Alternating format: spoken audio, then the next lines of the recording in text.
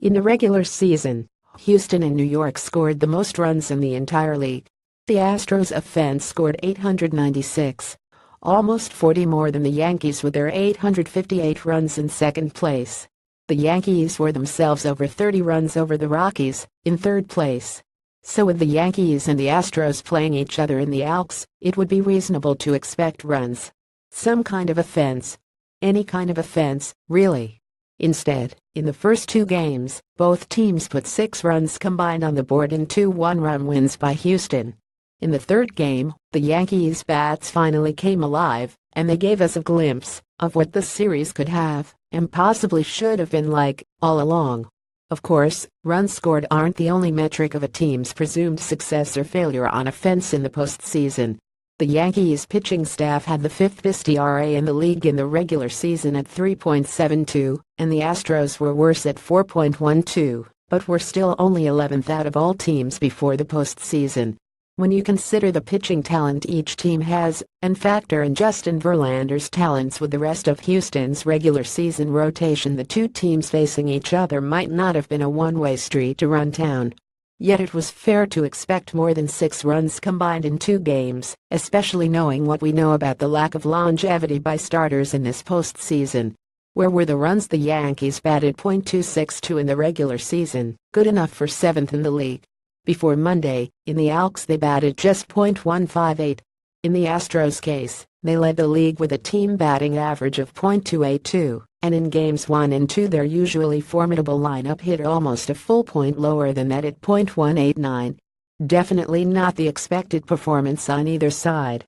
In Game 3, the Astros didn't do much better, going just 4 for 31 and plating 1 run, but the Yankees lineup woke up at long last and went 7 for 30 to score 8 runs.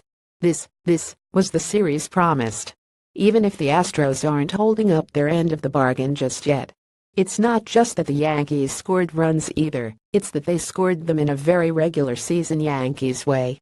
Aaron Judge hit a 3-run shot off of a 93 miles per hour fastball on a 22 count, right after he fouled off another 93 miles per hour fastball that he really wanted to be a home run. Tout Frazier, at this point the king of the unexpected RBI on the Yankees roster, hit the first postseason home run of his career in the second inning to break a scoreless tie. It's the kind of offense that the Yankees used to achieve their surprise victory against the Indians and the alcs. Gaining momentum once they scored early runs, taking advantage of the men they had on base, jumping on opportunities to score when pitchers gave them openings with wild pitches or passed balls. When we all collectively asked the universe, where is the Yankees' offense in games 1 and 2, this was exactly the outcome that people were imagining.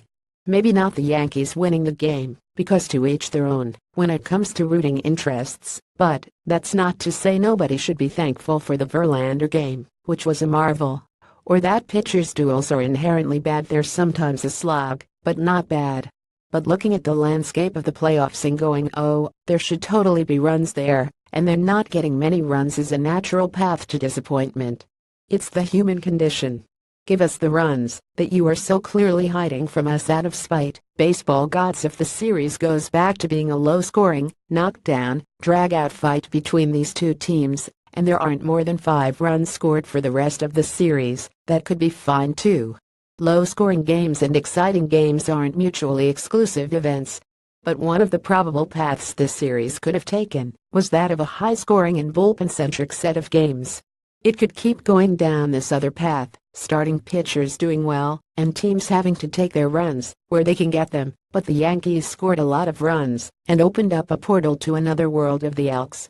The world where runs come easy for both sides, dingers are a main course, and players rounding the bases with a smile are a pleasant side dish.